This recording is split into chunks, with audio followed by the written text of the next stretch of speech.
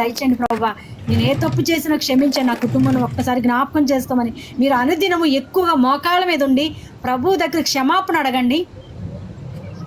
అమ్మ మా నాన్న కూడా చనిపోయిండు అమ్మ. నేను వచ్చినాక 2 నెలలకు మా నాన్న చనిపోయిండు మొన్న.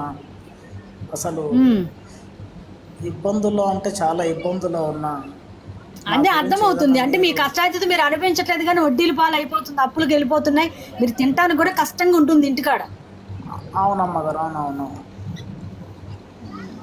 ప్రార్థన చేద్దాము, దయతలచి తప్పనిసరిగా ప్రార్థన చేద్దాం. ఏం పేరు నాన్న? నా పేరు రవి. రవి, కళ్ళు మూసుకోండి ఒకసారి. ఓకే, నో ప్రాబ్లం, ఎక్కడైనా పర్లేదు, అందరూ మనుషులమే. అయ్యగారు వర్ణతండి.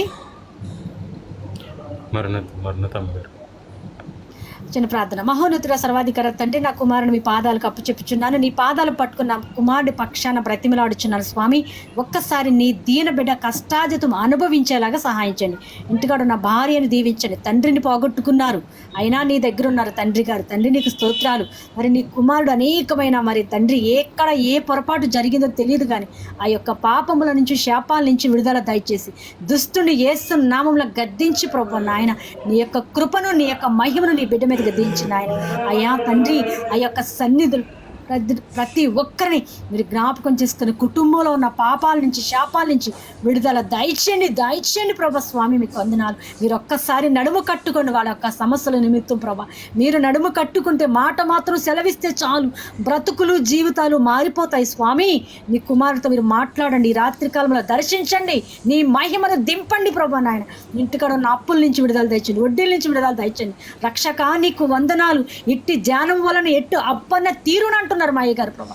ధన సహాయం మీ కలుగు ప్రభువే అక్కలు తీర్చుని అంటున్నారు. అయ్యా 1,50,000 నీ పేరు నుంచి లక్షణంగా ఖర్చు పెట్టుకో అంటున్నారు.